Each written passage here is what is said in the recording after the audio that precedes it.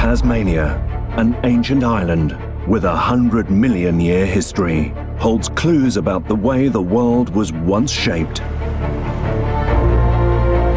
Now great nature reveals its secrets. From the murky depths of a blood-red sea and the strange creatures that live in it, to a wind-lashed wilderness. Vast forests crowded with prehistoric plant life. And the peak of an age-old mountain unlike any other on Earth.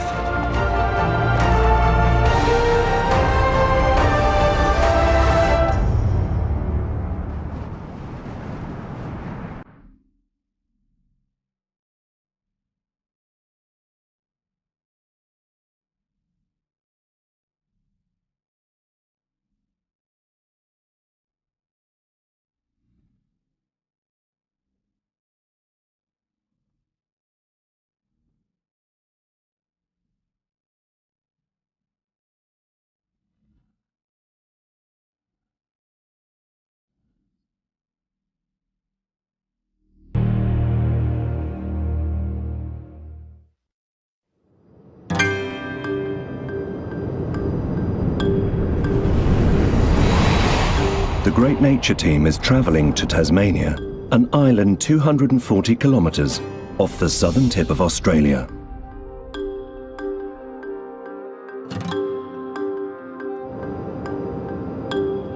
Their first stop is the capital city, Hobart.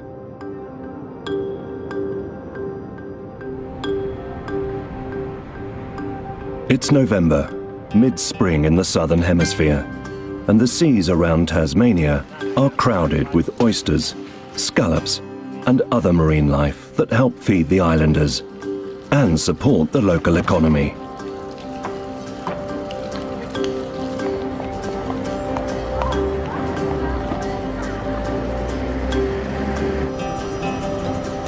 But away from busy Hobart, on the west side of the island, is a vast wilderness stretching over 14,000 square kilometres.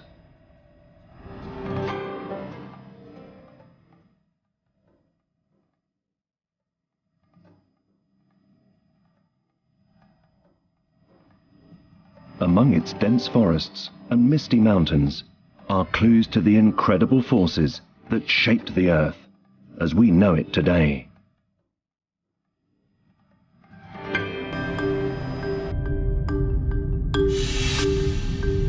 In 1982, the Tasmanian wilderness was named a World Heritage Site.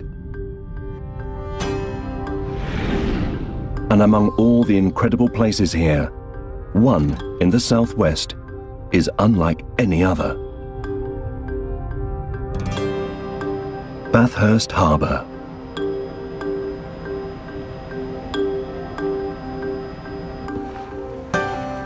Director Hideki Nagao has come to meet marine biologist Dr. Karen Gowlett-Holmes, who has closely studied Bathurst Harbour I'm Karen Gowlett-Holmes. and agreed to show them around. Her office walls are lined with photographs of strange and exotic-looking sea creatures.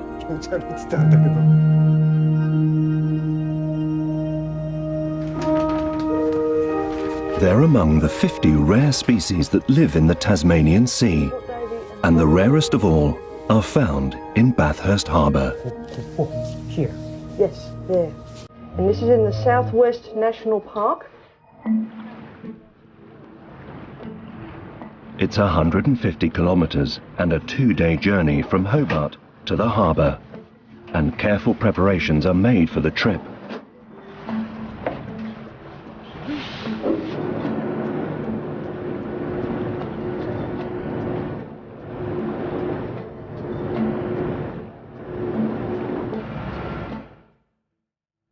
There are few roads or people in the Tasmanian wilderness. The best way to get to the harbour is via open sea.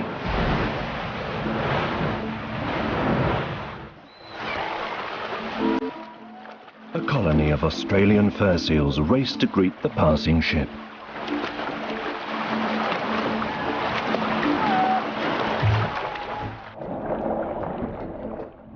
This is an important habitat for the seals.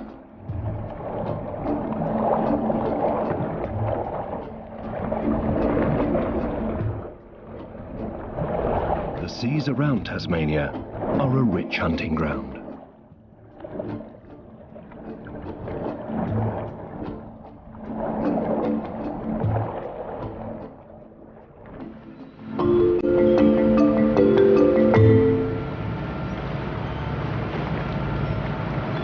Having followed the coastline west around the island for 140 kilometres, they reach the gateway to the harbour.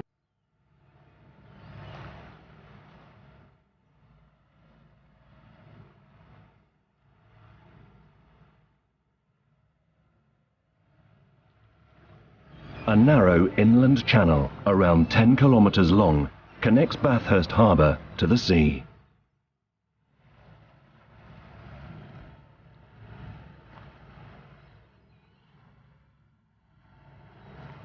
The journey now feels very different as rocky waves make way for calm waters.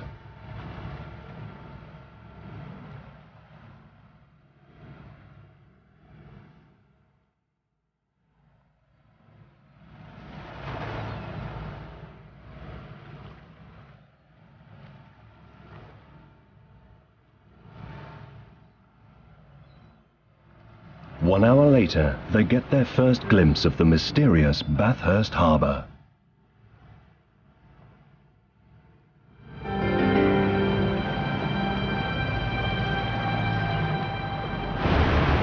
As they arrive, Hideki immediately notices the water is a different colour. Diving equipment's quickly prepared. Everyone's keen to see exactly what's happening beneath the surface.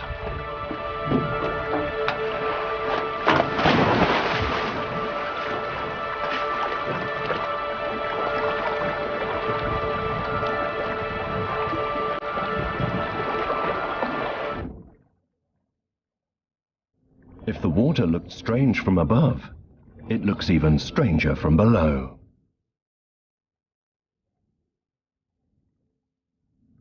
It's the colour of blood.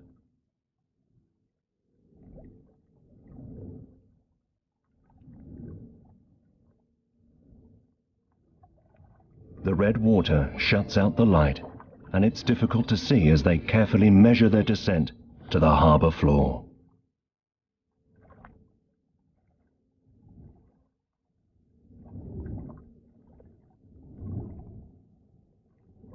Just 2 meters from the surface, it's almost pitch black.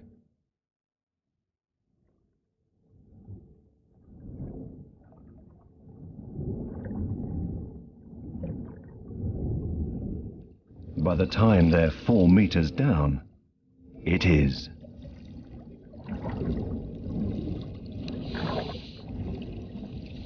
The water is no longer red, but without their lights they wouldn't be able to see a thing.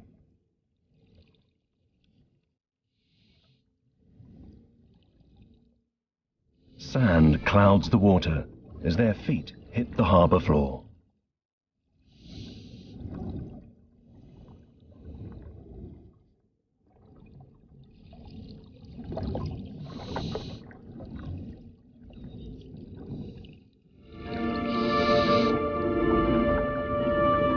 They have entered a dark, mysterious world.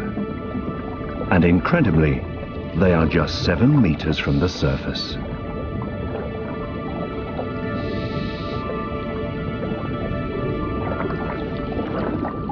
But beneath the veil of darkness, the seabed is ablaze with colour.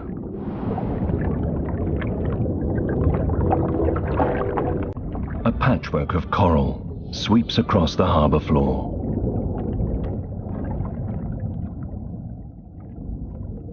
Coral usually needs sunlight. It seems strange to find them thriving in the dark. And some of them are a big surprise.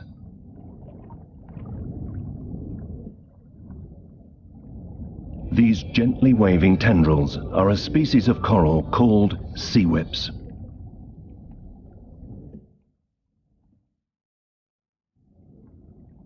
They're typically found at depths between 35 to 200 meters, yet they're flourishing here in the shallows.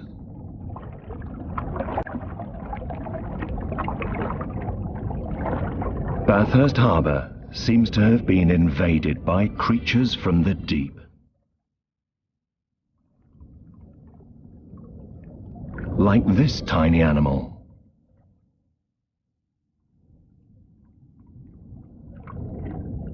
It's a sea spider, some species of which live at depths of up to 200 meters.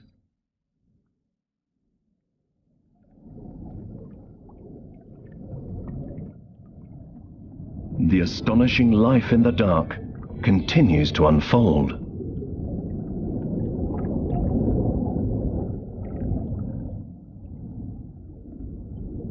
One type of coral opens its arms like a flower to capture passing food. Tiny pieces of plant life carried here by the river.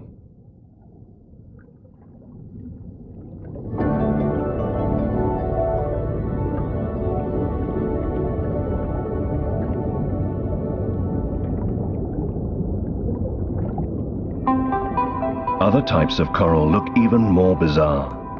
Sea pen date back 600 million years, well before life had evolved to walk on land.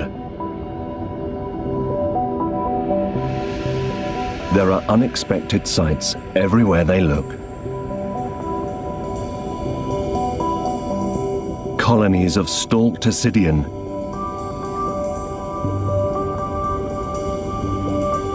encrusting soft coral,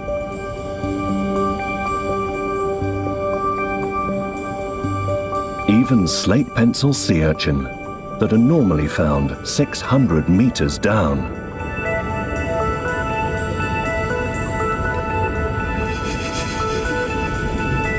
One of the strangest looking things they see is this.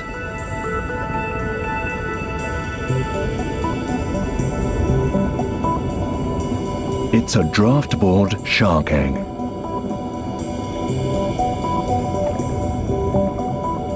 It's attached by tendrils to a dead seawhip coral and will hatch in around 12 months' time.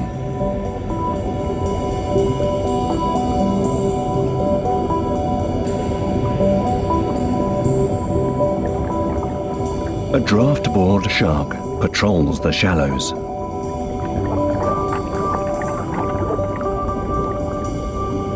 It spends most of its life at depths of around 400 meters, but visits Bathurst Harbour to breed.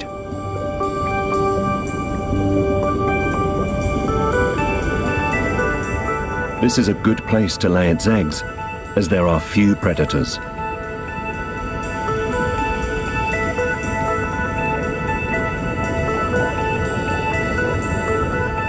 And other visitors lay equally strangely shaped eggs.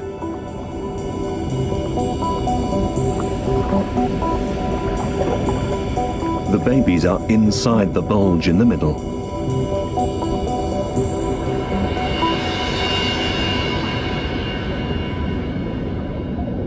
This egg belongs to one of the world's most unusual looking sharks. The elephant shark, so called because of its trunk-like mouth, is a living fossil. It usually lives 200 meters down and hasn't changed for hundreds of millions of years.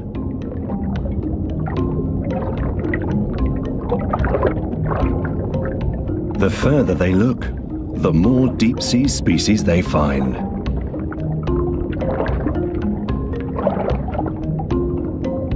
Like a red Gurnard perch, normally found at 600 meters. And a basket star that can live between 40 and 300 meters.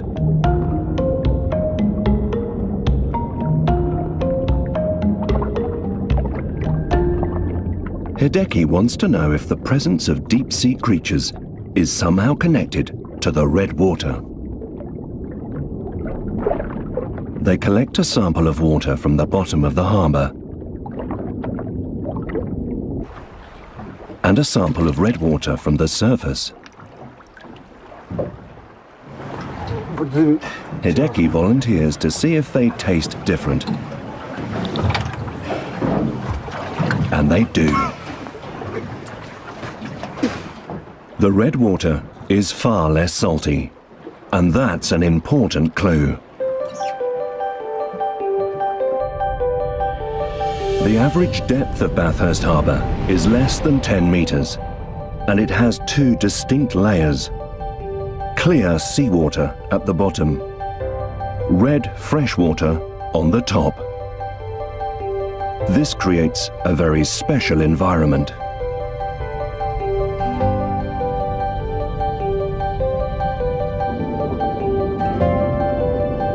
Karen explains why deep-sea creatures live here. Normally, the deep-sea animals will only survive where it's dark, but also where there's no waves. And so that's in deeper water. But in the Bathurst Channel and the Bathurst Harbour, because we have the dark fresh water on top, makes it very dark underneath in the seawater. The red water stops sunlight reaching the bottom, helping create the dark environment deep-sea creatures need.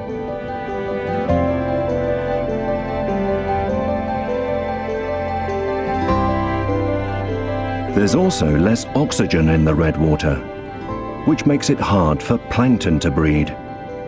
That means the harbour doesn't attract some marine species that would usually live in the shallows.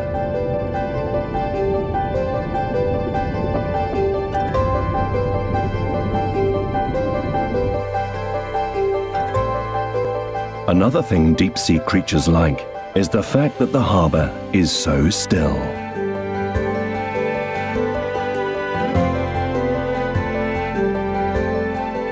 The 10-kilometre channel leading to the ocean acts as a buffer and calms the seawater coming in.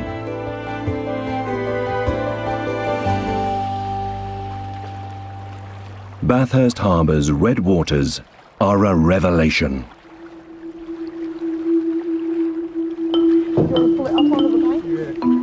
Now Hideki wants to know where the colour comes from.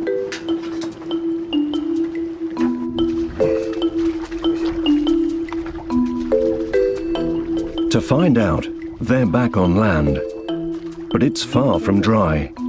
They're wading across a huge wetland.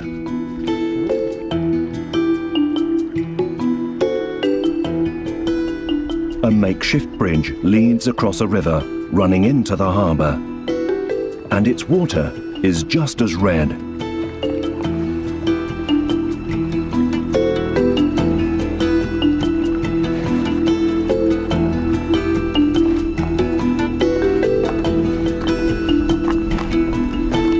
This is what Karen has brought Hideki to see.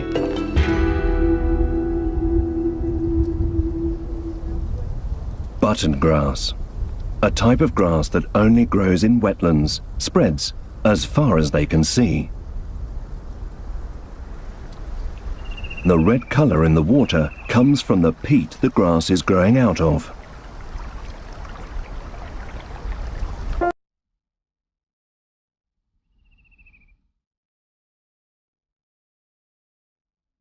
The peat is formed from button grass that's decayed over thousands of years and contains a compound called tannin, also found in tea and wine.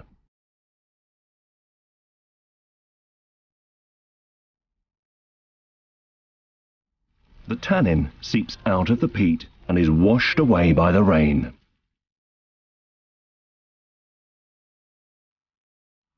Eventually it reaches the river, flowing into the harbour, and stains the water red.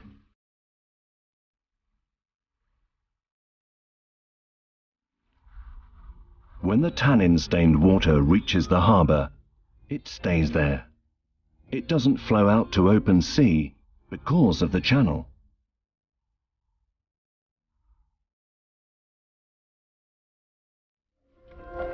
But a big reason this part of Tasmania is such a huge wetland lies deeper underground.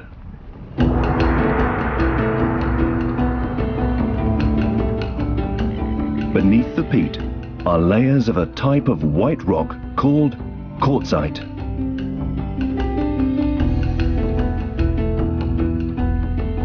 Quartzite is formed when quartz-rich sandstone is exposed to high temperatures and intense pressure, and it is incredibly hard.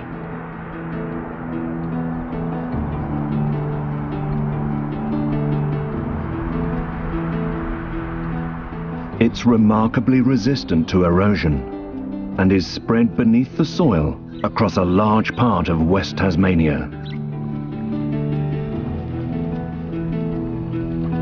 As a result, water can't drain away.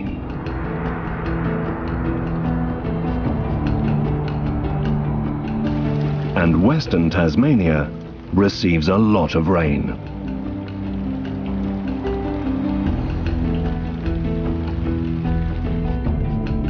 This map shows rainfall figures across the island. Parts of the west clearly get far more rain than the rest of Tasmania, sometimes over 3,000 millimeters a year. What brings so much rain to the west of the island is about to become clear to Hideki.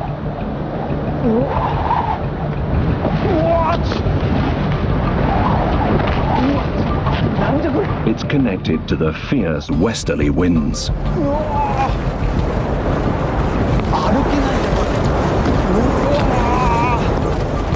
Simply standing is a challenge.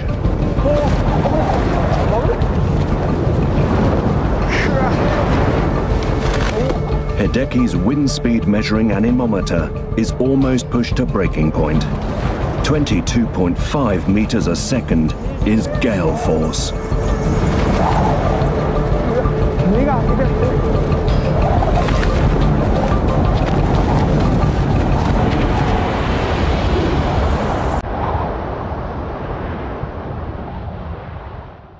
The westerly winds pick up a lot of water as they cross the Antarctic Ocean.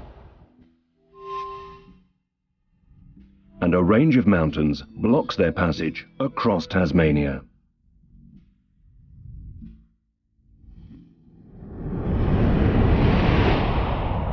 The water-filled winds rise up the mountains, turn to rain clouds, and soak the west of the island.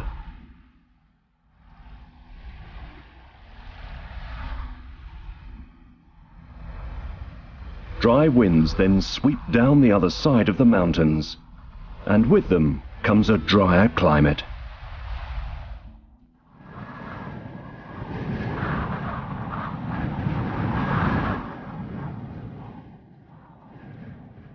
The low-nutrient land in the west is a rain-soaked wetland.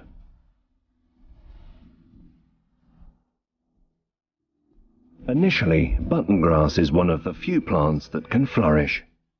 But when the grass dies and turns to peat, it creates a seedbed for other plants.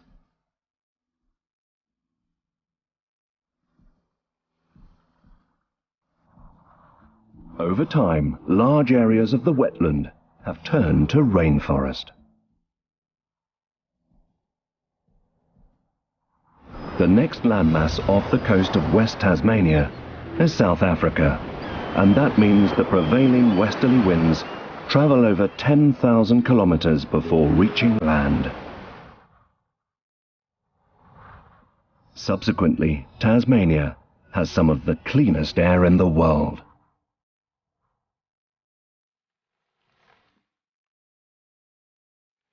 And from the cleanest air falls the purest rain.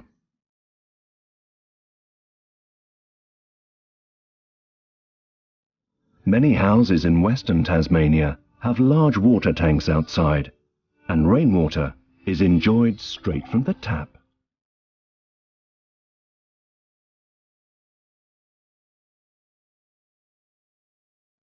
It's even bottled and sold in shops.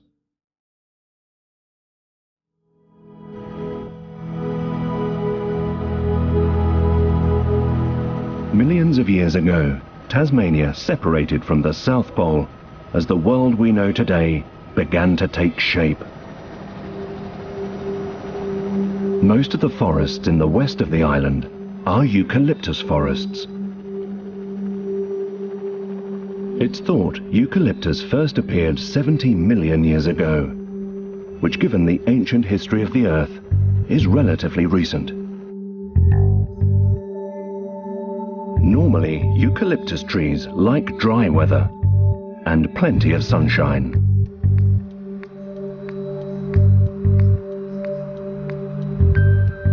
But in wetter and cloudier West Tasmania, they adopt special strategies. Shedding their bark encourages rapid growth as they race to reach the sun.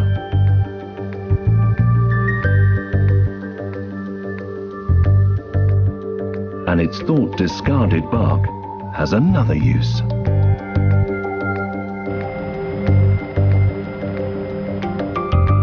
There are around 2,000 forest fires a year in Tasmania.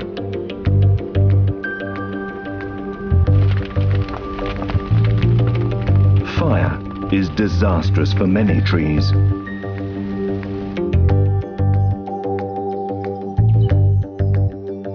But it's thought eucalyptus trees shed their bark to act as kindling.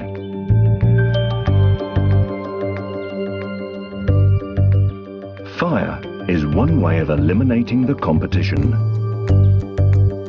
Flames reach the eucalyptus trees too, but this has benefits as well. Their branches are decked with tough, woody seed pods. Fire encourages the pods to crack open and spill their seeds. Ash in the soil adds nutrients, and heat stimulates seeds already in the ground to sprout.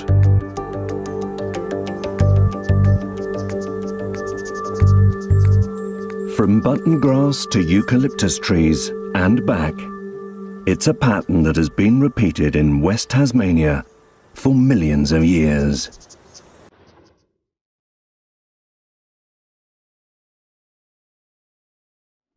As fire burns trees down, button grass spreads.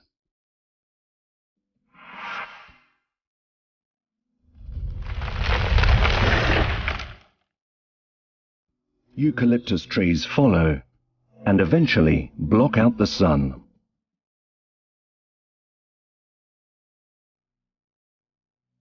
Over time, eucalyptus and plants that thrive in the shade have taken over much of the west of the island.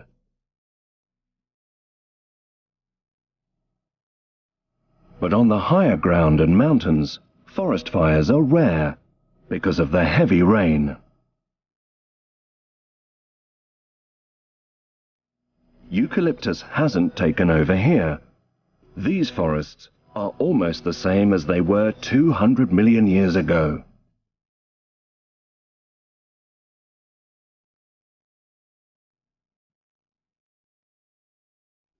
Some trees and plants here date back to a time when Tasmania was connected to the South Pole, as part of a giant supercontinent called Gondwanaland. One forest is especially remote, and at its heart is one of the island's most famous mountains, Frenchman's Cap.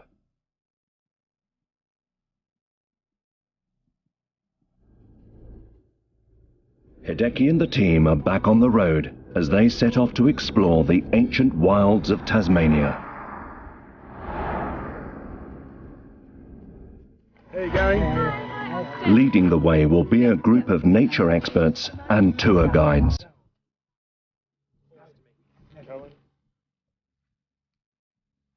Steph Gebby, leader of the group, has planned the route.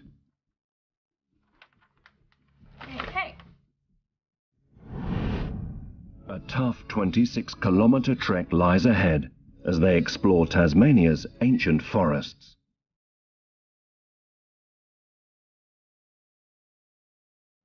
The trip will take about 3 days, and at the end stands their greatest challenge, Frenchman's Cap. All right. Yay, upwards and onwards. See you, Ryan. Hideki expects the unexpected as the expedition begins.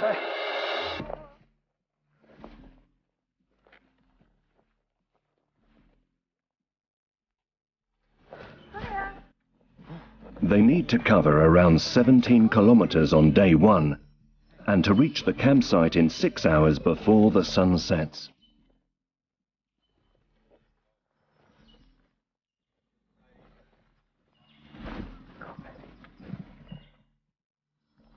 The only way into the wilderness is on foot. Okay, so this is the bridge over the Franklin River. これなんでこんな狭い橋になったんですか? Because it's just for people, just for walkers. Yeah, just for us. It's just wide enough for a pack. No cars, no bikes. And it's quite fun, it wobbles a bit, so you might want to hang on when you cross.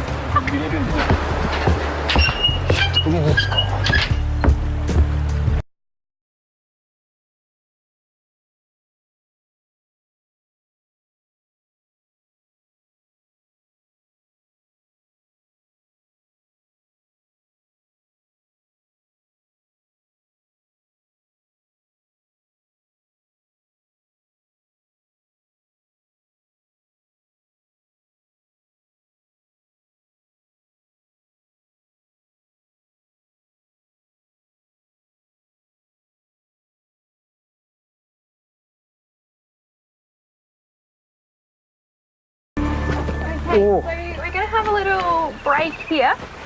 This is what's known as a washdown station. So if everyone wants to take their packs off.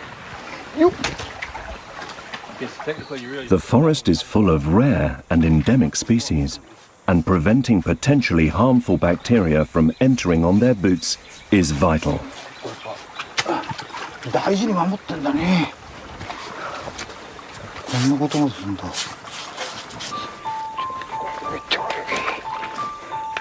But boots don't stay clean for long.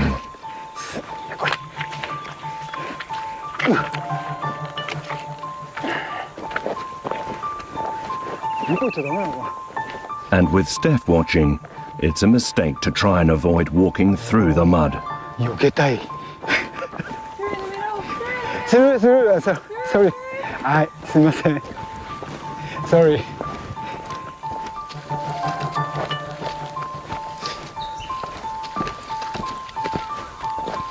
The first half of the day is spent trekking through the confines of the forest. Which is? Did you run? Beautiful. Suddenly, the view opens up. Got a perfect view. It's a big one, isn't it? Ah, Ooh la la. And snow on top. Yeah, perfect. Yep, that's Frenchman's Cap. That's their target, Frenchman's Cap, the quartzite mountain over 1 billion years old.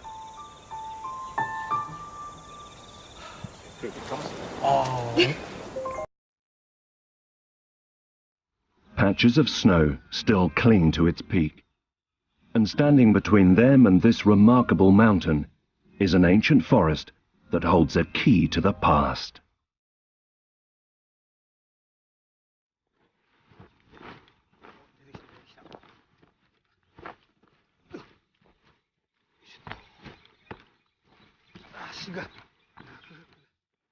After 6 hours, the first day's trek is nearly over. But there's one last hurdle to overcome.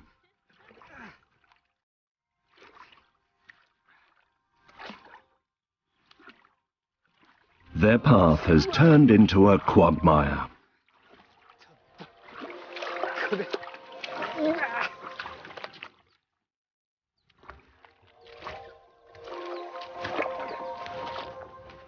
It's a relief to get through it and to close in on the campsite and a hot meal.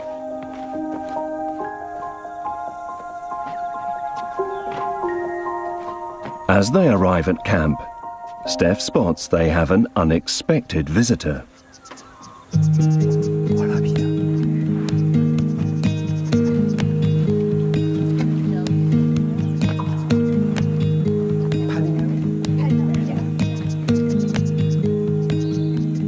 It's It's a type of wallaby native to Tasmania called a pademelon.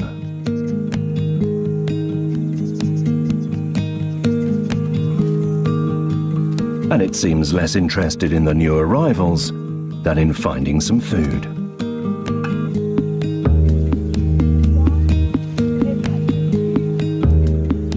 As the last touches to the tents are made, dinner's ready.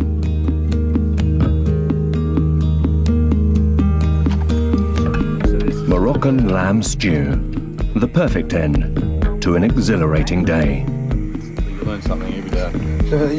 山来た時はいつもこんなものを食べるんですか？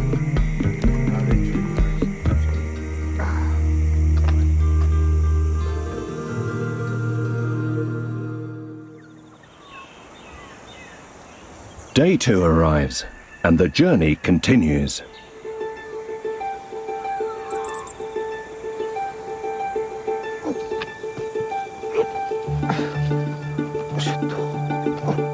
They only need to cover around 6 kilometers today, but the going is much tougher.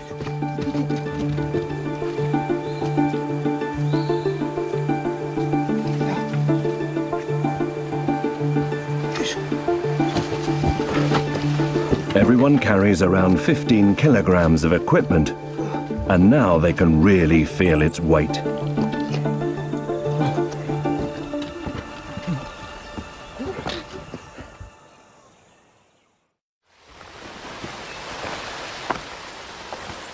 After an hour's slow climb, a mountain stream is a welcome opportunity for Hideki to enjoy some of Tasmania's famous fresh water.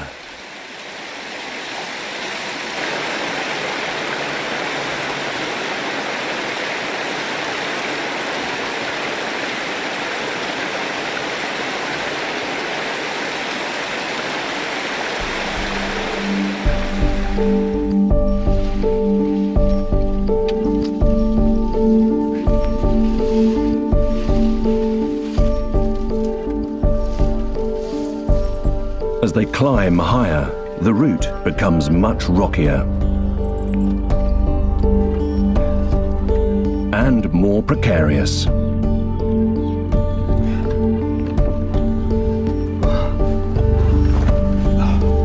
One wrong step here, and it's a long way down.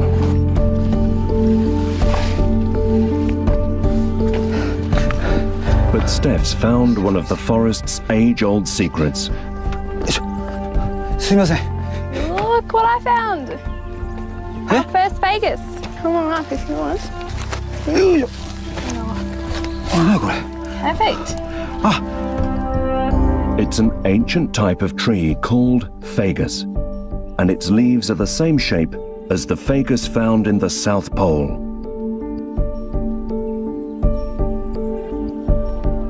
It's living proof that Tasmania was once part of the supercontinent Gondwanaland.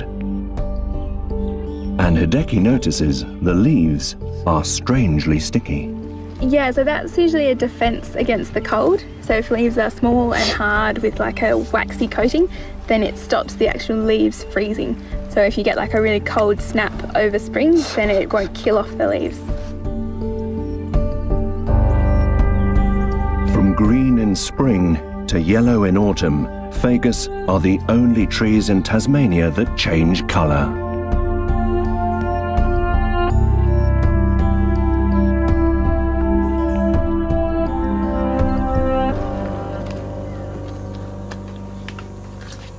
And the fagus tree is just a taste of what lies ahead.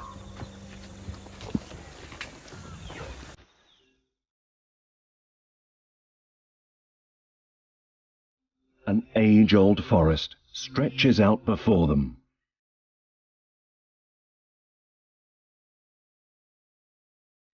It's like stepping back in time 200 million years.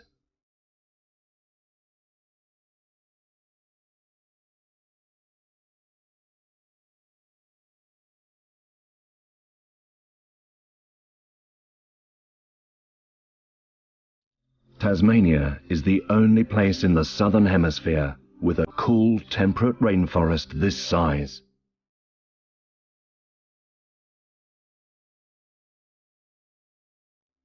An evergreen conifer called a King Billy pine towers over 40 meters high.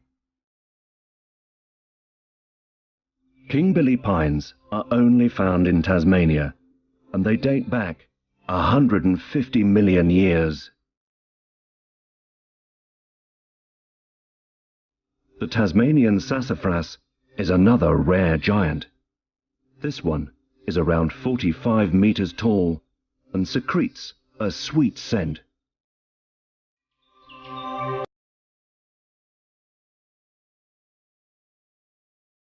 Man ferns first appeared around 340 million years ago, long before the dinosaurs.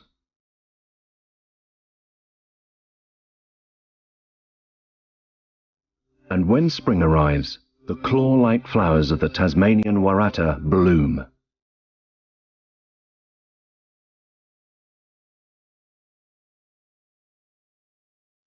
Around 1,300 different types of moss and lichens live in the forest too.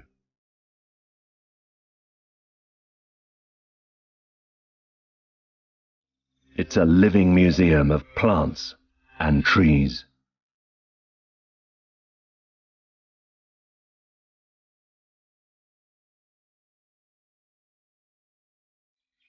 Ugh. There he is, the mighty Frenchman. Stepping out of the ancient forest, now it's time to tackle the last part of their expedition. Frenchman's cap? That is indeed. あれか。うわー。 Frenchman's cap.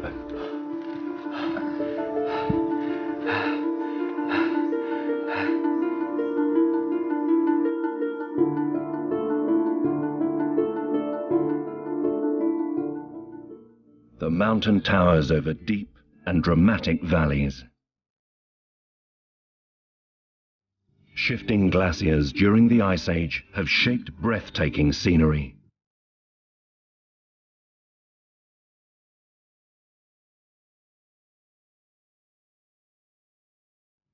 Moving ice even scarred the quartzite. It's evidence of the incredible force of the glaciers that they cut such hard rock.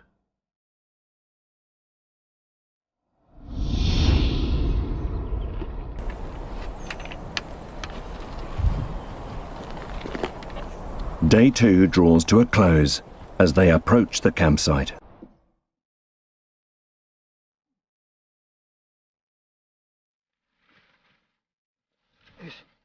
But first, Hideki wants to take a closer look at the mountain they'll be climbing tomorrow.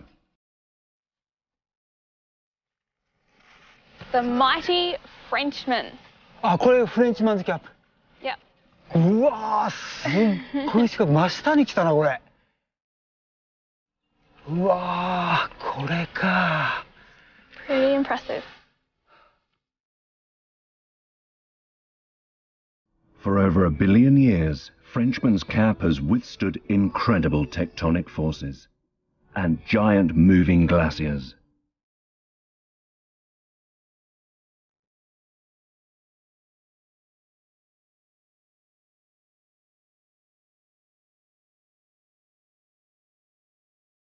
It's thought that the mountain's unusual name stems from the shape of the caps worn by French revolutionaries called Liberty Caps.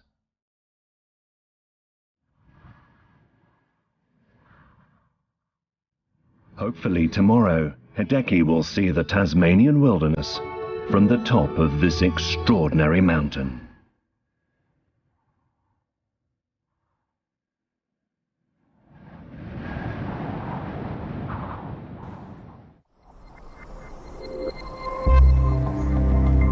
The final day of the great nature expedition arrives.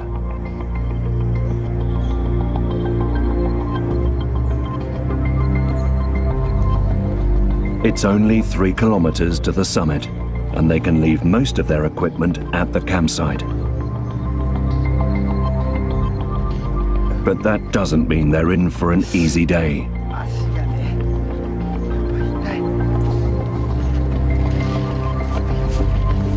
The journey so far has taken its toll.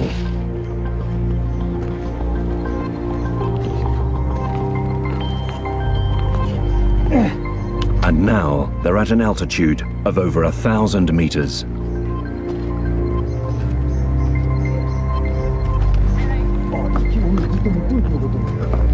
There are no more footpaths.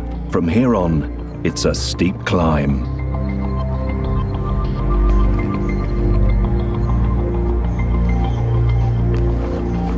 Every step has to be taken with great care.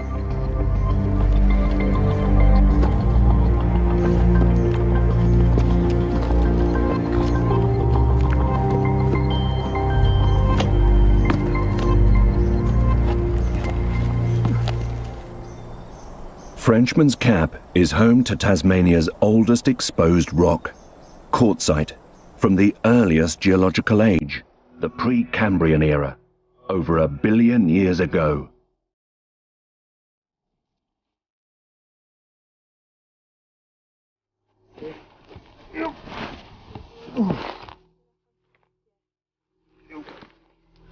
As the climb intensifies, patches of ice are still clinging to the rocks.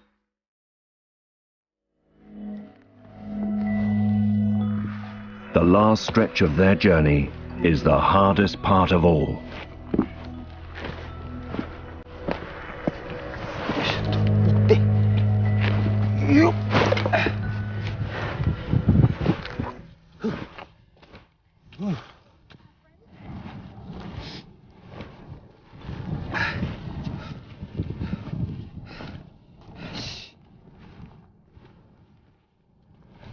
But finally, after an exhausting 3-day trek, they are within sight of the summit.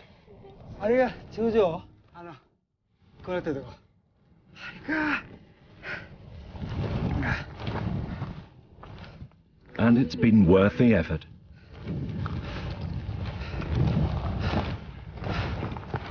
Oh.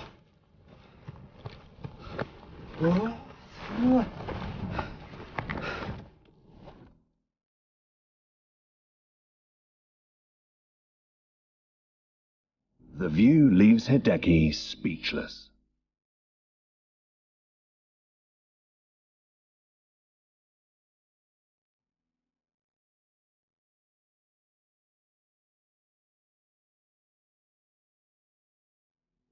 It's a picture of the West Tasmanian wilderness, unlike any other, and a fitting end to great nature's exploration of this beautiful and enigmatic island.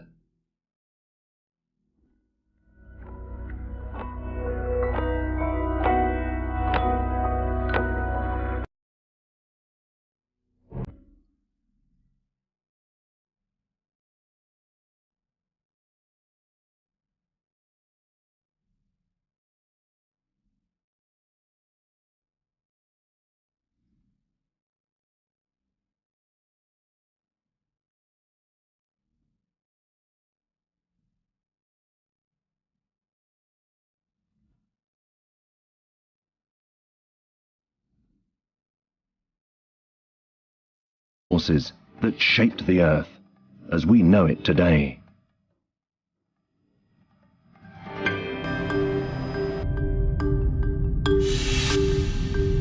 In 1982, the Tasmanian wilderness was named a World Heritage Site. And among all the incredible places here, one in the southwest is unlike any other. Bathurst Harbour.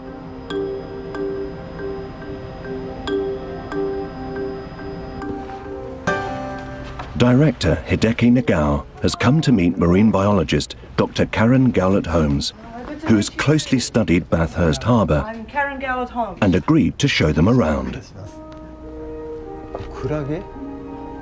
Her office walls are lined with photographs of strange and exotic-looking sea creatures.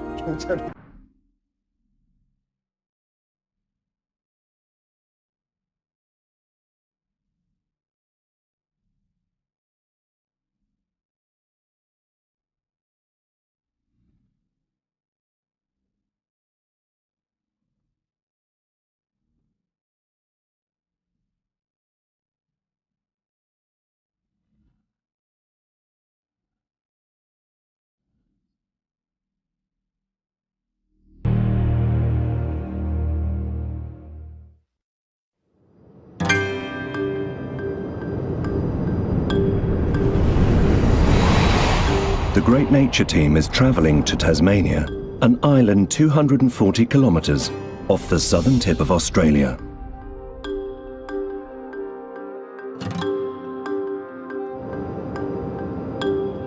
Their first stop is the capital city.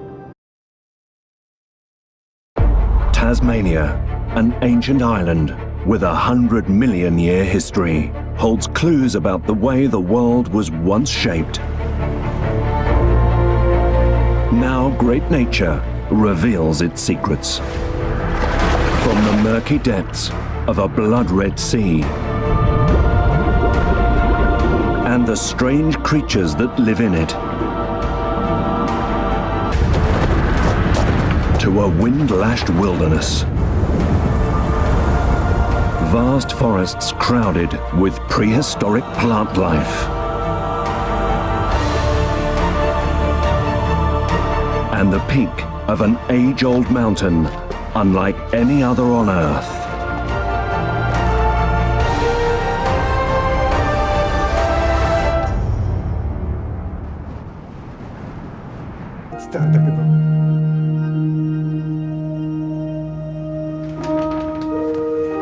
They're among the 50 rare species that live in the Tasmanian Sea, and the rarest of all are found in Bathurst Harbour. Here. Yes, there. And this is in the Southwest National Park. It's 150 kilometres and a 2-day journey from Hobart to the harbour, and careful preparations are made for the trip.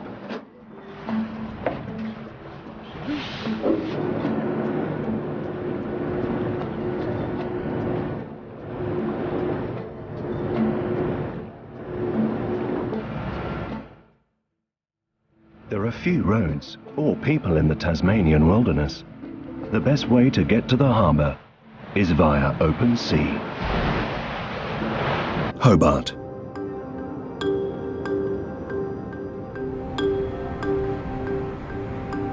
It's November, mid-spring in the southern hemisphere, and the seas around Tasmania are crowded with oysters, scallops, and other marine life that help feed the islanders and support the local economy.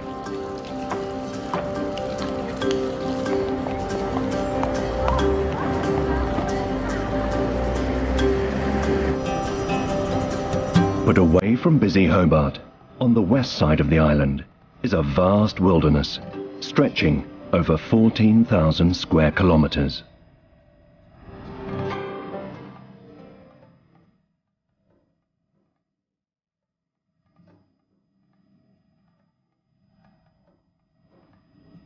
Among its dense forests and misty mountains are clues to the incredible